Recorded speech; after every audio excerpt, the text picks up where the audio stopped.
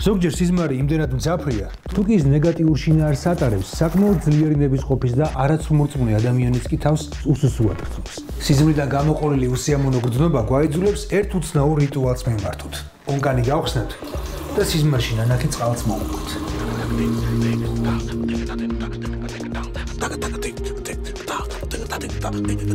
ეს ძველი ხალხური ჩვეულებაა. ამ მეთოდით ადამიანი თითქოს ცდილობს სიზმარში ნანახი არასასურველი მოვლენები რეალურ ცხოვრებაში არ განმეორდეს. ანუ სიზმარი არ აუხდეს. უძველესი დროიდან სამთრომ წყალი განწმენდისა და სისუფთავის სიმბოლოა. მას თითქოს ყოველგვარი ნეგატიური განცდისა და მოვლენის მოშორება შეუძლია. გჯერა თუ არა სიზმრის. სრულმორწმუნეები ვართ თუ სკეპტიკოსები. ზოგჯერ სიზმარში მიღებული ნეგატიური შთაბეჭდილება იმდენად ძლიერია, რომ გამოღვიძებული ადამიანი მისგან თავის დაცვას ან რაიმე რიტუალით ცდილობს, ან მისი რაციონალური ახსნით. ის რაც ახსნილია, ნაკლებად საშიშია. იქნება ამიტომაც ადამიანი ოდითგანვე ცდილობს გაიგოს სიზმრის ენა. შეისწავლოს ცნობიერების ის მდგომარეობა, რომელიც მასთან ასე ახლოა, მაგრამ ამოუცნობი. ცხადი და სიზმარი იმდენად განსხვავდება ერთმანეთისგან, რომ ჩვენ თითქოს ორ სამყაროში ვცხოვრობთ. ჩვენი დღე 24 საათიანია. 24-დან დაახლოებით 8 საათი გვძინავს. 1/3 გვძინავს. და მთელ ცხოვრებაზე რო გადავიტანოთ, გამოვა რომ ცხოვრების 1/3 ძილში ვატარებთ. შესაბამისად 60 წლის ადამიანი, მაგალითად მე 20 წელიწადი მძინარია, ძილშია გატარებული. აი აქ თუ კი დავამატებთ კიდე სიზმრის პერიოდს და სიზმარს უკავია 1/4 ძილისა, გამოვა რომ 5 წელიწადი სიზმარს ვნახულობდი. წარმოიდგინეთ, რამდენი სიზმარი შეიძლება მენახა, მაგრამ აქედან ხომ ძალიან ცოტა შემორჩა მეხსიერებას. რა ფუნქცია აქვს სიზმარს ადამიანის ფსიქიკაში? შეუძლია თუ არა სიზმარს მომავლის წინასწარმეტყველება? რატომ გვამახსოვრდება სიზმრების მხოლოდ მცირე ნაწილი?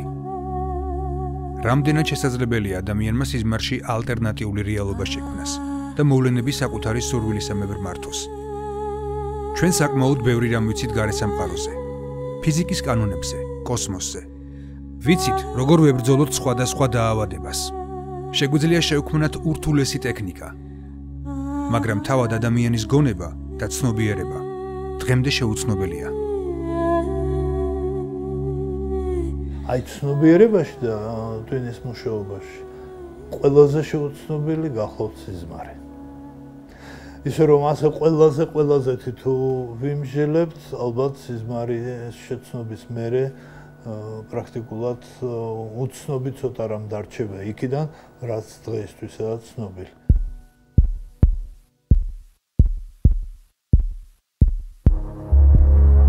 ადამიანი გაღვიძებისთანავე აცნობიერებს, რომ ძილში ნანახი მოვლენები სიზმარი იყო და მას რეალობასთან არანაირი კავშირი არ აქვს.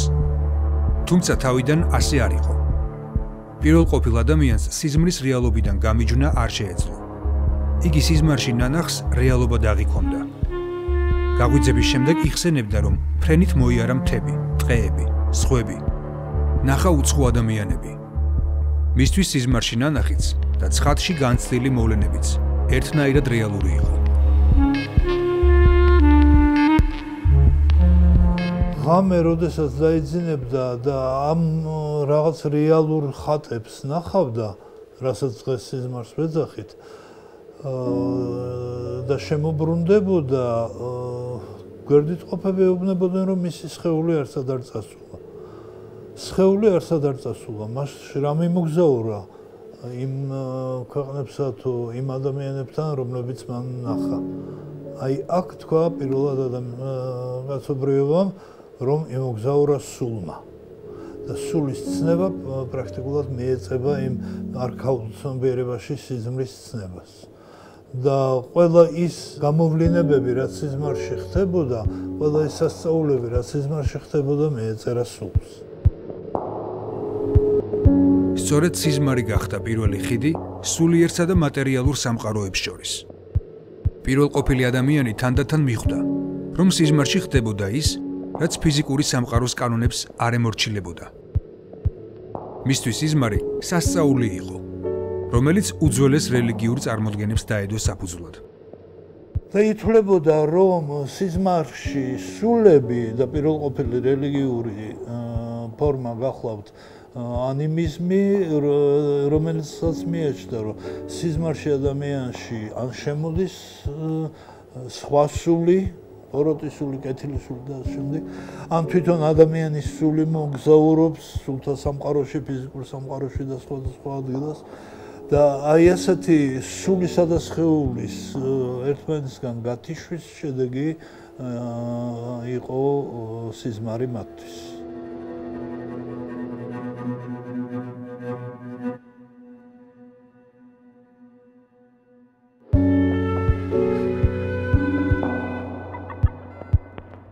სიზმრის ფენომენის მეცნიერული კვლევა მე-18 საუკუნიდან დაიწყო. როგორც ცნობილია, სადაც ტარდება ექსპერიმენტი, იქ იწყება მეცნიერება. პირველი ექსპერიმენტები საკმაოდ მარტივი იყო. მძინარე ადამიანს წყალს აწვეთებდნენ. გაგვიძების შემდეგ ადამიანი ყვებოდა, რომ სიზმარში იგი ადიდებულ ზღვაში მიცურავდა. ეგონა რომ იხჩობოდა. მერე მძინარე ადამიანს ფეხის მდგომარეობას უცვლიდნენ. გაგვიძების შემდეგ ის ყვებოდა თუ როგორ მირბოდა, როგორ მისდევდნენ. მისი სიზმრის მთლიანი შინაარსი დაკავშირებული იყო სირბილთან. თუკი წყლის წვეცა და ფეხის მდგომარეობის შეცვლას შეეძლო შეეცვალა სიზმრის სიუჟეტი, მიიჩნიეს, რომ სიზმარი არ უკავშირდებოდა ზებუნებრივ ძალებს.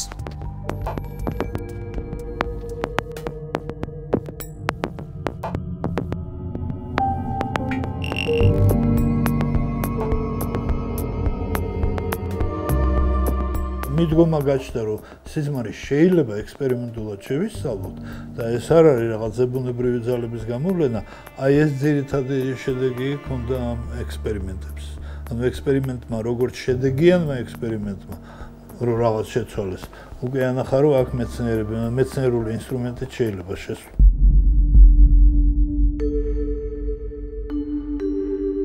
სიზმრის მეცნიერული კვლევის დროს რამდენიმე ურთიერთგამომრიცხავი მოსაზრება გაჩნდა. მეცნიერთა ერთი ნაწილი მიიჩნევდა, რომ ძილის დროს ყოველდღიური შთაბეჭდილებები ცნობიერებაში ქაოტურად ლაგდებოდა და ფანტასმაგორიულ სახეებს ქმნიდა. ამიტომ მათი აზრით სიზმრის რაციონალური ახსნა შეუძლებელი იყო. მეცნიერთა მეორე ნაწილი სიზმრის დროს წარმოსახულ სახეებში გარკვეულ კანონზომიერებას ხედავდა და მის ახსნას ცდილობდა. მიიჩნევდა, რომ ეს სახეები ადამიანის ქვეცნობიერს უკავშირდებოდა და ისინი ერთგვარი სიმბოლოებია. სიმბოლო არის ის, რაც ხილულს უხილავთან აკავშირებს, რაც უხილავს ხილულად ქმნის. ხო? სიმბოლოს მრავალი მნიშვნელობა აქვს. იმის და მიხედვით, თუ ეს მნიშვნელობა ჩვენს კონკრეტულ შემთხვევაში რომელი უფრო ახლო დგას, აი ამაზე დაფუძნებით შეიძლება სწორი ინტერპრეტაციის მიცემა. მაგალითად, დანაჩანგალი არის ნიშანი, სიმბოლო არ არის. მაგრამ თუ ჩვენ გვესიზმრება გველი, მრავალი მნიშვნელობა აქვს.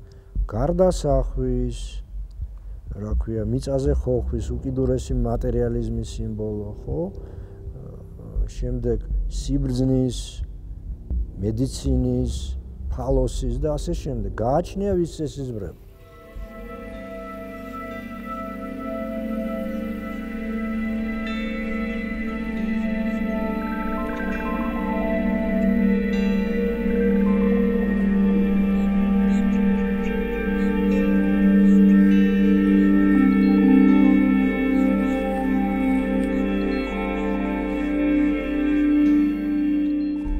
მე-19 საუკუნეების მიჯნაზე სიმბოლოების თემა ზიგმუნდ ფროიდმა განავრცო. მისი თეორიის მიხედვით, სიზმრის მთავარი ფუნქცია ადამიანის ფარული სურვილების განხორციელების მცდელობა იყო. იგი აკონკრეტებდა, რომ ჩვენ ან თავად ვერ ვაცნობიერებთ ამ სურვილებს, ან შეგნებულად ვუშლით ხელს მათ გაცნობიერებას, რადგან მათ მიუღებლად ან საზიანოდ მივიჩნევთ. ფროიდი აღნიშნავდა, რაც უფრო მეტად ცდილობს სიზმრის ახსნას, მით უფრო რწმუნდები, რომ უფროსი ადამიანების სიზმრები სექსუალურ ხასიათს ატარებენ და ეროტიკულ სურვილებს გამოხატვის საშუალებას საკუთარ თავს სიზმარში აძლევენ. ფროიდის მიხედვით სიზმარი როგორც წესი ღიად არ გამოხატავს სექსუალურ ხასიათს. საგნები, რომელთაც ჩვენ სიზმარში ვხედავთ, შეიძლება საკმაოდ უცოდველად გამოიყურებოდეს. მაგალითად, კარი ქალის, ხოლო გველი მამაკაცის სასქესო ორგანოს სიმბოლო იყოს. რამდენად სწორია ის მის კითხვა. ცოტა ღიმილის მომგვრელი თეორია არის დღეისთვის. იმათში ვინც არის მზიარებს ფრეიდის მოსაზრებას, თუნდაც იმიტომ, რომ ეს მარტივი რეპლიკა რო ვისრულოთ, ყველაზე მეტ სიზმრებს ხედავენ პატარა ბავშვები და მათთან ყველაზე უფრო მეტი საოცრებები ხდება. სწორედ იმ ასაკში, როცა ჯერ კიდევ ცენზურა არ უნდა არსებობდეს ფრეიდის თეორიის მიხედვით. ცხოველებზე რო არაფერი ვთქვათ. ასე რომ ასეთი აცთენა ემპირიულ რეალობასა და ფრეიდს შორის დიდია. ფროიდს პირველად საკუთარი მოსწავლე, არქეტიპების თეორიის ავტორი კარლ გუსტავ იუნგი დაუპირისპირდა. თავის ერთ-ერთ საკითხს სიზმრის სიმბოლიკა წარმოადგენდა. იუნგი მიიჩნევდა, რომ სიმბოლოებში არ უნდა გვეძებნა მხოლოდ სექსუალური შინაარსი. მისი აზრით ადამიანი იბადება გარკვეული ცოდნით, რომელიც მასში პოტენციურად დგებს. ეს არის არქეტიპების სამყარო. იგი ჩვენს არაცნობიერში არსებობს და უნივერსალურ, ზოგად საკაცობრიო ცოდნას ატარებს. იუნგის აზრით, სწორედ ადამიანში არსებული არქეტიპული შრე იყო სიზმრების წყარო. არქეტიპი არის, როგორც სიტყვა გეუბნება, პრიმორდიალური ხატი, რომელიც ფაქტიურად წარმართავს ჩვენს სიზმრებს, ჩვენს წარმოსახვებს და კრიტიკულ სიტუაციებში ემოციურად, ინტენსიურად ჩნდება, წარმოგვიჩნდება იმისთვის, რომ მიგვითითოს მოვლენების საბედისწერო განვითარება. იუნგის მიხედვით არქეტიპების რაოდენობა შეუზღუდავია, თუმცა ის მაინც გამოყოფს რამდენიმე ძირითად, დომინანტ არქეტიპს. მათგან ერთ-ერთი მნიშვნელოვანი ნიღბის არქეტიპია. ნიღაბი არის ადამიანი, რომელიც ჩვენი სოციალური მეა. ხო? მე ვარ ექიმი, ვარ ფსიქიატრი, მე ვარ პროფესორი. ეს ნიღაბი არის, რითაც გავდივარ ამ ნიღბით, მაგრამ ეს ნიღაბი არ გამოხატავს ჩემს არსებას, ჩემ იდენტობას. ის საჭიროა ნაწილობრივ, რომ წავდგე, დავუშვათ ადაპტაციაში მეხმარება, მაგრამ ეს ჩემი არსება არ არის. თუ ადამიანი გაიგივდა ნიღაბთან, მაშინ მას ეგზავნება ან ნევროზი ან სხვა რაღაც დაავადება, რომ ცოტა გამოფხიზლდეს. თავის არს დაუბრუნდეს. თუმცა არ შეიძლება სიზმარი განვიხილოთ როგორც მზა რეცეპტი. შეუძლებელია, რომ სიზმრად მოვლენილ სიმბოლოს ყველა ადამიანისთვის ერთნაირი მნიშვნელობა ჰქონდეს.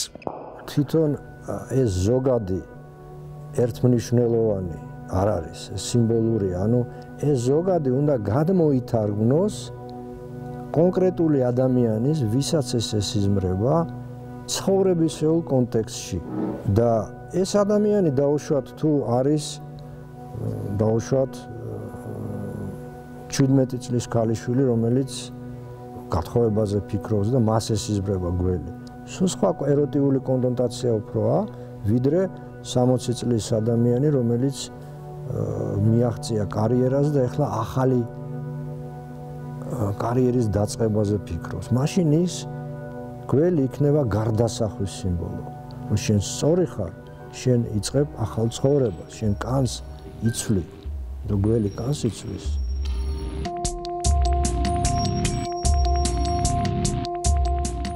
ძილზე და შესაბამისად სიზმარზე მანამდე არსებული წარმოდგენა მე-20 საუკუნის დასაწყისში ელექტროენცეფალოგრაფიის მეთოდის დანერგვამ შეცვალა.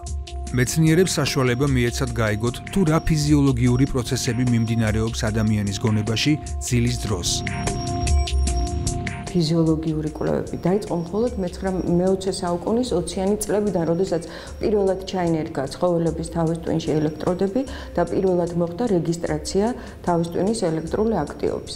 ერთ-ერთი ყველაზე თვალსაჩინო არის ეს ბერგერის ექსპერიმენტები, რომელმაც დახუჭულ თვალებზე ადამიანს დაუმაგრა ელექტროდები და აღმოჩნდა, რომ დახუჭული თვალების პირობებში ადამიანს მხედველობის ქერქიდან აღეძრება განსაკუთრებული ტიპის ელექტრული აქტივობა.